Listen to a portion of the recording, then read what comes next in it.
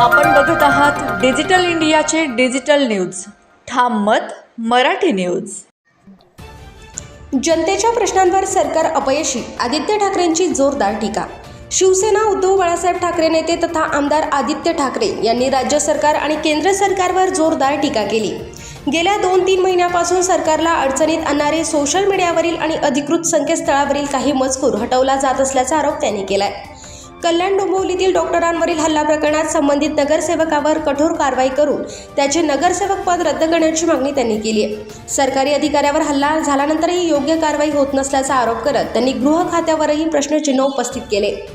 बांद्रा येथील फुटबॉल मैदान आणि क्रीडा सुविधांचे संरक्षण करण्याची गरज व्यक्त करत सरकार क्रीडा मैदानावर अतिक्रमण करण्याचा प्रयत्न करत असल्याचा आरोपही त्यांनी केला. तसेच कोपरी पुला, समृद्धी महामार्ग, वाढत्या आत्महत्या, भ्रष्टाचार, मराठी भाषेचा प्रश्न आणि विरोधी पक्षनेतेपदाचा मुद्दा उपस्थित करत सरकारवर निशाणा साधला. मुख्यमंत्री हिंदी भाषण करत असल्यावरही त्यांनी टीका करत राज्यातील जनतेच्या मूलभूत प्रश्नांकडे सरकारने लक्ष द्यावे अशी मागणी केली.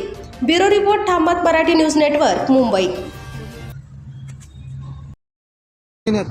जे काही सरकारला अडचणीचे येते ते लगेच डिलीट केलं जातं.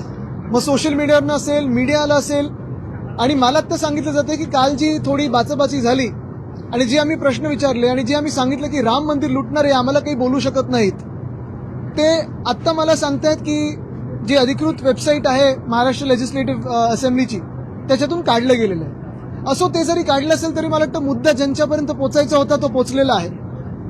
एकच असं वाटतं की भाजपनी राम मंदिरच या देशातून डिलीट करू नये, कारण तेच त्यांना अडचणीचं झालं. एवढंच मला वाटतं सांगणं गरजेचं. काही कारण आम्ही विचारलं पण नाही, कारण हे आम्ही अपेक्षितच करतो. लोकशाही असती तर असं झालं नसतं. देशात हुकुमशाही लेबल लावण्याची हिंमत नाहीये, पण तशी चाललेली आहे. कल्याण डोंबिवलीच्या नगरसेवकाला दवाखान्यात ऍडमिट केलं होतं, त्यानंतर त्याला डिस्चार्ज मिळाला. आज कोर्टात हजर केलं जाते. कोर्ट सुद्धा म्हणते की प्रत्यक्षात हजर राहत तरच तुमची सुनावणी होईल. मला वाटतं एक आपण पाहिलं असेल, ज्या रमेश म्हात्रेंनी महिला असो की पुरुष असो दोन्ही डॉक्टर्सवर आणि नर्सेसवर हात उचलला, अतिशय घाणेरड्या शब्दांमध्ये शिवीगाळ केली, तो ऑडिओ मला वाटतं काही सोशल मीडियावर आपण पाहिलं असेल. चॅनल्स दाखवू शकतच नाहीत, कारण त्यांना सगळं ते पूर्ण टिंबटिंबच करायला लागेल. पण हे सगळं झाल्यानंतर आम्ही तिथे व्हिजिट केली आणि व्हिजिट झाल्या जाब विचारल्यावर रमेश म्हात्रेंना अटक झाली. पण अटक झाल्यानंतर गृह खात्याने देखील त्यांना हॉस्पिटलमध्ये ऍडमिट कसं होऊ दिलं हे मला माहिती नाही. खरं तर नीट त्या लायकीपर्यंत आणून की आता सूज आलेली आहे, आता ऍडमिट करायची, एवढं सगळं केल्यानंतरच पोलिसांनी त्यांना ऍडमिट करायला पाहिजे होतं. पण ज्या हॉस्पिटलमध्ये तुम्ही जाऊन मारामारी करता, शिवीगाळ करता, ज्या डॉक्टरांवर तुम्ही हात उचलता, त्याच केसमधून तुम्ही पळवाट काढायला जाऊन दुसऱ्या हॉस्पिटलमध्ये लपता.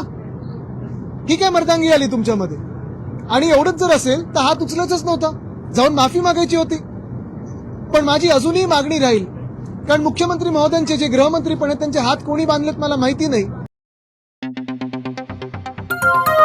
आपण बघत आहात डिजिटल इंडियाचे डिजिटल न्यूज. ठाम मत मराठी न्यूज. धुळे शहरातील एकमेव ठिकाण म्हणजे गंगा टाइल्स सप्लायर शॉप. आमच्याकडे सर्व प्रकारच्या टाइल्स उपलब्ध आहेत. यामध्ये ceramics, oil tiles, floor tiles, vitrified tiles, steps and riser tiles, parking tiles, kitchen sink, sanitary ware इत्यादी.